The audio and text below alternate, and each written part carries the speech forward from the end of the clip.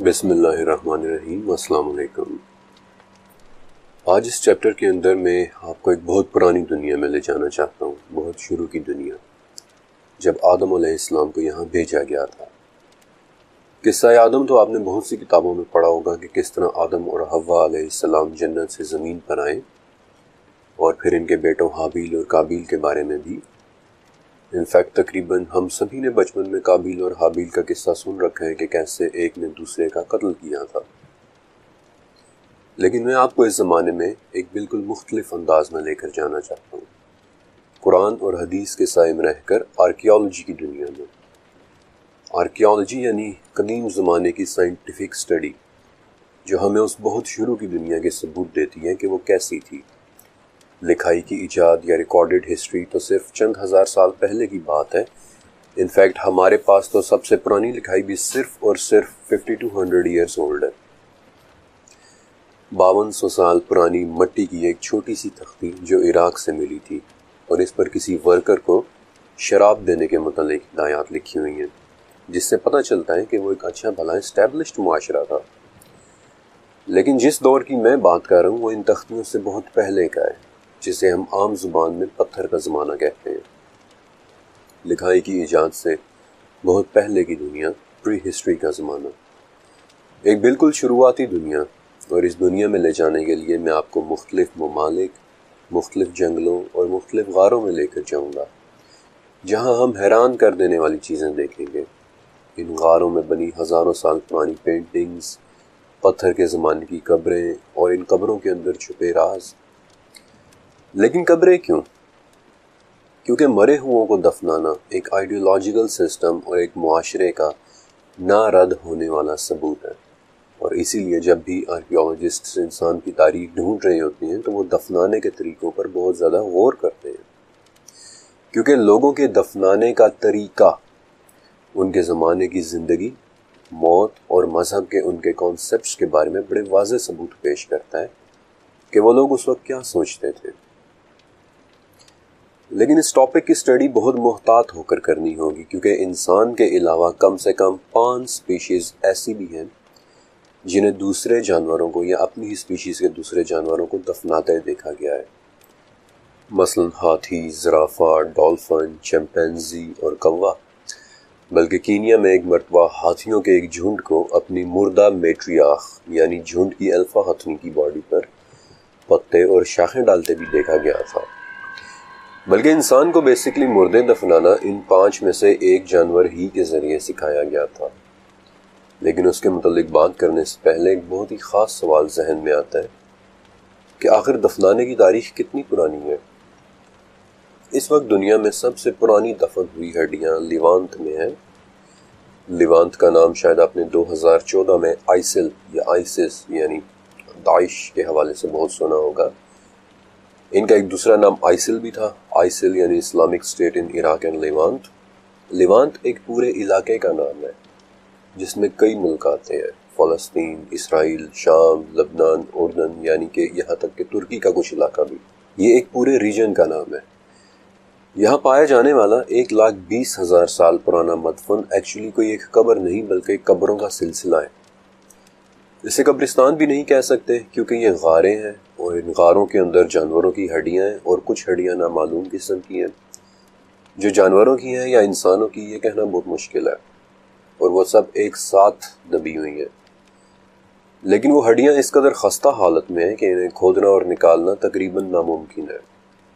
یہ ہڈیاں اتنی پرانی ہیں کہ یہ ہاتھ لگاتے ہی مٹی ہو جاتی ہیں۔ لیکن کینیا میں ایک ایسی قبر ہے جس کی ہڈیوں کو ہینڈل کیا جا سکتا ہے۔ وہ قبر آج سے 78,000 سال پہلے کسی نے اپنے 2.5 یا 3 سال کے بچے کے لیے بنائی تھی۔ انفیکٹ اس قبر میں موجود ہڈیوں کو نام بھی مٹوٹو کا دیا گیا ہے، جس کا سواحلی زبان میں مطلب ایک چھوٹا سا بچہ ہوتا ہے۔ یہ ڈسکوری آج سے صرف 9 سال پہلے ہوئی تھی، اور ابھی بھی ریسرچ چل رہی ہے کہ کیا سپیشیز کے اعتبار سے یہ بچہ کسی انسان کا تھا یا کسی غیر انسانی سپیشیز کا تھا۔ اور میں آپ کو بتا چکا ہوں کہ دفنانے کا عمل انسان کے علاوہ کئی دوسری مخلوقات بھی کرتی ہیں، اور یہی کچھ قابیل والے معاملے میں ہوا تھا۔ سورہ مائدہ کہ پھر اللہ نے ایک کوے کو بھیجا کہ جو زمین کھود رہا تھا تاکہ وہ اسے یعنی قابیل کو دکھائے کہ وہ کس طرح اپنے بھائی کی لاش کو چھپا سکے۔ تو وہ کہنے لگا کہ ہائے افسوس، میں اتنا گیا گزرا ہو گیا کہ اس کوے کی طرح اپنے بھائی کی لاش کو دفنا دیتا۔ سو وہ بڑا ہی شرمندہ ہوا۔ اور یہ وہ پہلا دفن تھا جو بنی آدم یعنی آدم علیہ السلام کے 2 بیٹوں میں سے ایک نے کیا تھا۔ لیکن قابیل نے حابیل کا قتل کیوں کیا؟ ابن عباس اور ابن مسعود کے مطابق جس لڑکی سے حابیل کی شادی ہونی تھی، اسی لڑکی سے قابیل بھی شادی کرنا چاہتا تھا۔ انفیکٹ اہل کتاب یعنی ایتھیوپین چرچ اور توریت کی سب سے پرانی تفسیر مدراش میں اس لڑکی کا نام بھی ملتا ہے، اقلیمہ۔ قابیل ایک تو پہلے اس وجہ سے حابیل پر غصے میں تھا، اور پھر بعد میں سورہ مائدہ کے مطابق جب دونوں نے اللہ کی راہ میں قربانی کی تو حابیل کی قربانی قبول ہو گئی اور قابیل کی نہیں۔ تو اس پر قابیل کو مزید غصہ آ گیا اور اس نے پتھر کی ایک چٹان حابیل کے سر پر مار کر اسے قتل کر دیا۔ پتھر کی چٹان کے ذریعے قتل والی بات ابن کثیر کی تفسیر میں بھی ہے، اور پہلی صدی یعنی حضرت عیسیٰ علیہ السلام کے صرف 100 سال بعد لکھی جانے والی ایک لیٹن کتاب اینٹیکویٹاتم بیبلیکارم یعنی کہ بائبل کی تاریخ میں بھی ہے، اور اس میں یہ بھی لکھا ہے کہ اس وقت قابیل کی عمر صرف 15 سال تھی۔ لیکن قتل کر دینے کے بعد قابیل کو سمجھ نہیں آ رہی تھی کہ اب حابیل کی لاش کا کیا کرے، اور تب اس نے دیکھا کہ ایک کوے نے دوسرے کوے کو مارا اور پھر اسے مٹی میں دفنا دیا، اور اسی طرح وہ واقعہ سورہ مائدہ کی 31ویں آیت میں لکھا ہوا ہے۔ میں آپ کو پہلے بتا چکا ہوں کہ کوا ان 5 سپیشیز میں سے ایک ہے جنہیں دوسرے کووں کو دفناتے ہوئے دیکھا گیا ہے۔ حابیل کے بعد آدم علیہ السلام کے تیسرے بیٹے شیس علیہ السلام پیدا ہوئے۔ شیس کا مطلب ہے اللہ کے نام کا تحفہ، اور آدم اور حوا علیہ السلام نے ان کا نام شیس اس لیے رکھا کیونکہ اللہ نے انہیں حابیل کے قتل کے بعد شیس عطا کیے تھے، جو آگے چل کر ایک بہت بڑے پیغمبر بھی بنے۔ انفیکٹ حضرت ابو ذر رضی اللہ تعالیٰ عنہ روایت کرتے ہیں کہ آپ صلی اللہ علیہ وسلم نے فرمایا تھا، اللہ تعالیٰ نے 100 صحیفے نازل کیے ہیں، جن میں سے 50 صحیفے تو صرف حضرت شیس علیہ السلام پر ہی اترے تھے۔ شیس علیہ السلام کو اہل کتاب بھی سیت کے نام سے جانتے ہیں، اور آپ نے شیس کا نام ضرور ذہن میں رکھنا ہے، آگے چل کر ان کا کردار بہت اہم ہوگا، اور میں آپ کو ان کے متعلق کافی کچھ بتاؤں گا بھی کہ انہیں کیا خاص تعلیمات اور علم دیا گیا تھا، اور حضرت آدم علیہ السلام نے انہیں کیا کچھ بتایا تھا۔ رہا قابیل، تو بک آف جوبلیز جو توریت پر کیا گیا ایک بہت ہی قدیم کام ہے۔ حابیل کو قتل کرنے کے بعد قابیل اس جگہ سے ناد کی سرزمین میں چلا گیا تھا، دی لینڈ آف نوڈ، کہ جو آج کے یمن کے شہر عدن کے پاس ایک جگہ ہے۔ وہاں اس نے پتھر کی چٹانوں سے ایک گھر بنایا، اور اسی گھر کی چھت اس پر گر پڑی تھی، یعنی جیسے ایک چٹان سے اس نے اپنے بھائی کو قتل کیا تھا، اس کا اپنا انجام بھی ویسے ہی چٹانوں کے نیچے جب دب جانے سے ہوا۔ ان میں حقیقت کیا ہے، واللہ اعلم۔ اب ایک اہم سوال کہ حابیل اور قابیل کا یہ واقعہ کب ہوا تھا؟ قرآن و حدیث میں ان واقعات کی کوئی ٹائم لائن نہیں بتائی گئی، لیکن آرکیالوجی میں ایک بات بڑی وضاحت کے ساتھ نظر آتی ہے۔ پچھلے 50,000 سال کے اندر یا پھر نیانڈرتھیلز کے بعد سے ہمیں جتنی بھی انسانی قبریں ملی ہیں وہ کوئی سادہ سے مدفن نہیں ہے، بلکہ یوں لگتا ہے کہ انہیں اہتمام سے دفن کیا جاتا تھا۔ مثلاً رشیا کا سنگیر بریل، یہ ماسکو کے قریب آج سے 32,000 سال پرانی ایک بڑی عجیب سی قبر ہے۔ اس قبر کے اندر ایک جوان شخص کا ڈھانچہ ہے جسے کسی اوزار سے مارا گیا تھا، اور اس کے پورے جسم پر ہاتھی دانت سے بنے 3000 موتیوں کی ایک جھالر ہے۔ اس کے قریب 2 بچے بھی دفن تھے، اور ان پر بھی اسی طرح کی جیولری تھی، لیکن ان بچوں کی کھوپڑیاں اور ہڈیاں ایسی ہیں جیسے اب نارمل لوگوں کی ہوتی ہیں، بہت چھوٹی اور بالکل مڑی ہوئی۔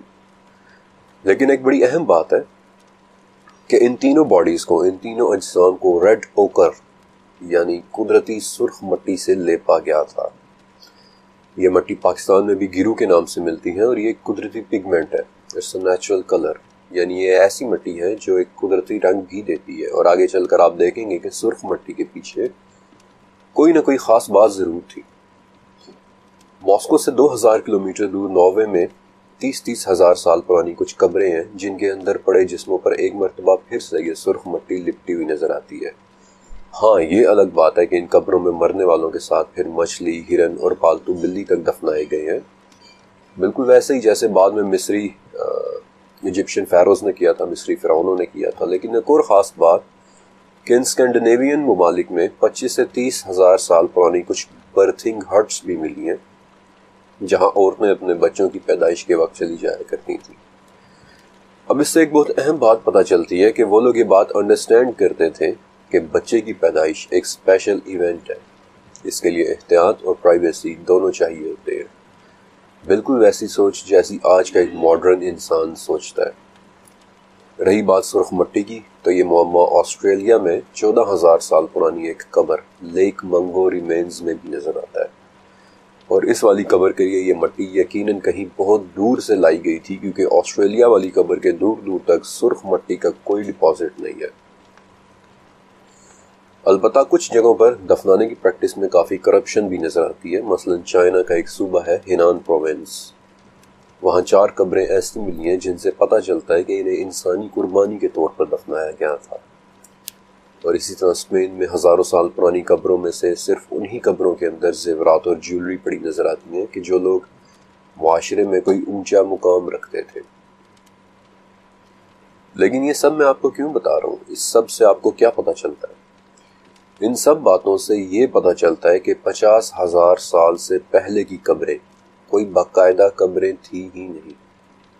جانوروں، نیانڈرتھلز اور انسان نما ہڈیاں ایک ساتھ غاروں میں پڑی ہوئی ملتی ہیں۔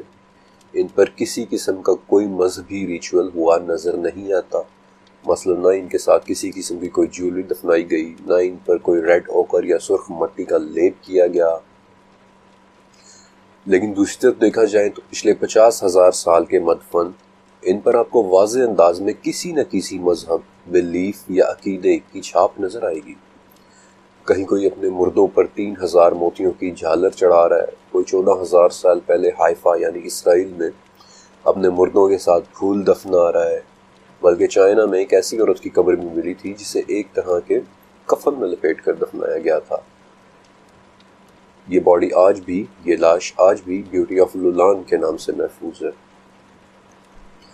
اسپین میں اپر پیلیولتھک یعنی کہ پتھر کا آخری زمانہ، عام الفاظ میں پچھلے 50,000 سال، ان کے اندر بنی کچھ قبریں ایسی بھی ملی ہیں جو اس وقت کے گھروں کے اندر بنائی گئی تھیں۔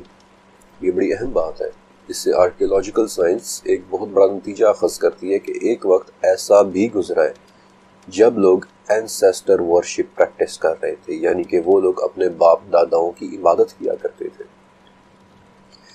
وہ لوگ گھروں کے اندر یہ قبریں عقیدت کی وجہ سے بنا رہے تھے۔ اس ٹاپک پر تفصیل کے ساتھ میں تھوڑا بعد میں بات کروں گا۔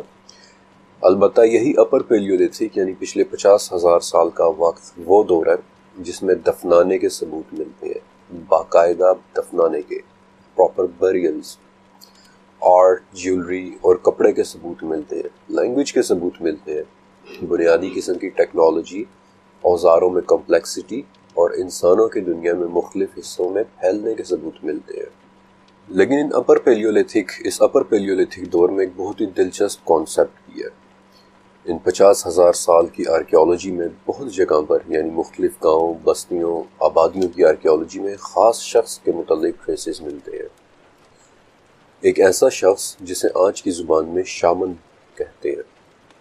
اب شامن تو ماڈرن ورڈ ہے، یہ آج کے دور کا لفظ ہے، لیکن یہ لفظ پرانی رشین زبان کے لفظ سامن سے نکلا ہے کہ جو بذات خود سائبیریا کے ایک لفظ سا سے نکلا ہے، جس کا مطلب ہے جاننے والا، علم رکھنے والا۔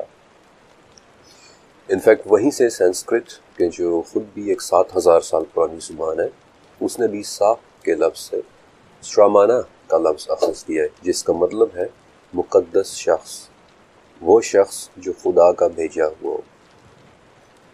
اب بڑی حیرانی کی بات ہے کہ پچھلے 50,000 سالوں میں تقریباً ہر جگہ کی آرکیولوجیکل سائٹس مختلف ادوار میں موجود شامنز کی موجودگی کا پتہ دیتی ہیں۔ علم والے شخص، مقدس شخص، خدا کے بھیجے ہوئے شخص۔